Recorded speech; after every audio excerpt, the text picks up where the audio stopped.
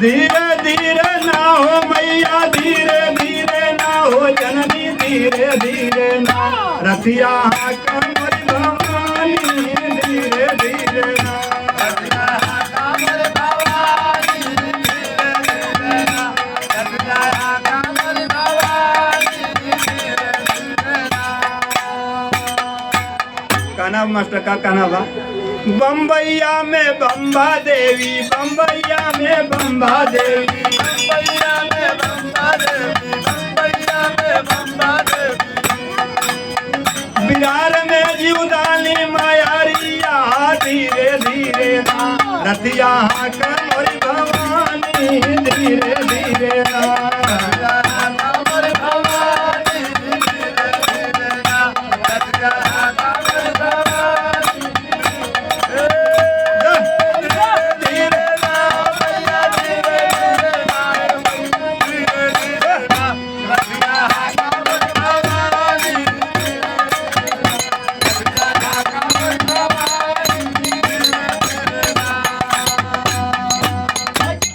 भक्त का कहत भैया का कहले बा, बम्बैया में बम्बा देवी, बिहार में जीवदानी माई,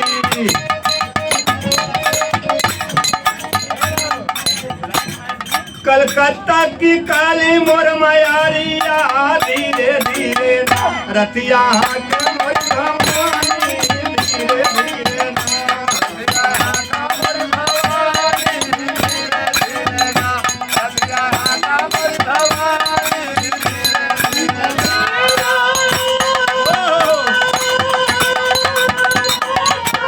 ये मास्टर भैया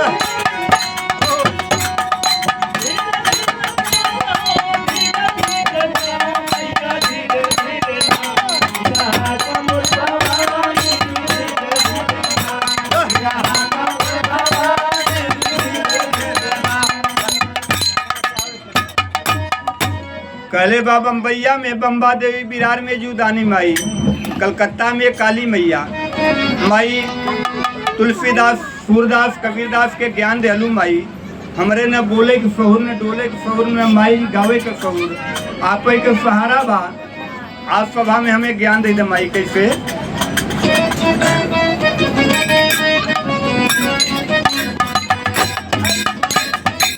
रतिया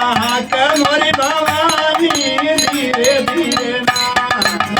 कमर भवानी, धीरे धीरे ना रतिया कमर भवानी, धीरे धीरे ना हो मैया, धीरे धीरे ना हो जननी, धीरे धीरे ना रतिया कमर भवानी, धीरे धीरे ना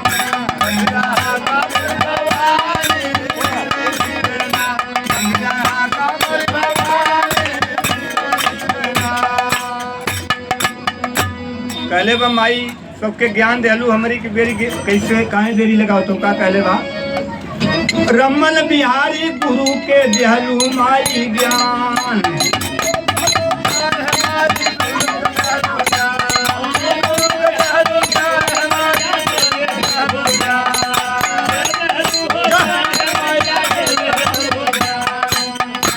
हीरा कवि मंगल का पार कलू नैया मैया, धीरे धीरे ना रतिया कमर भवानी, धीरे धीरे ना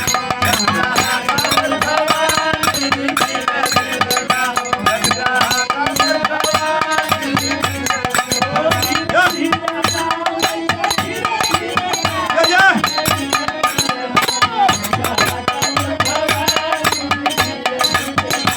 रतिया कमर भवानी,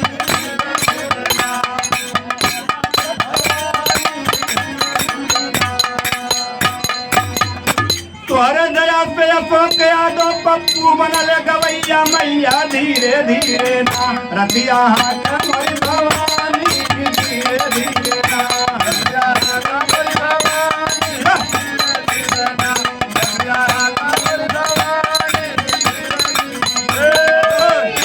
धीरे ना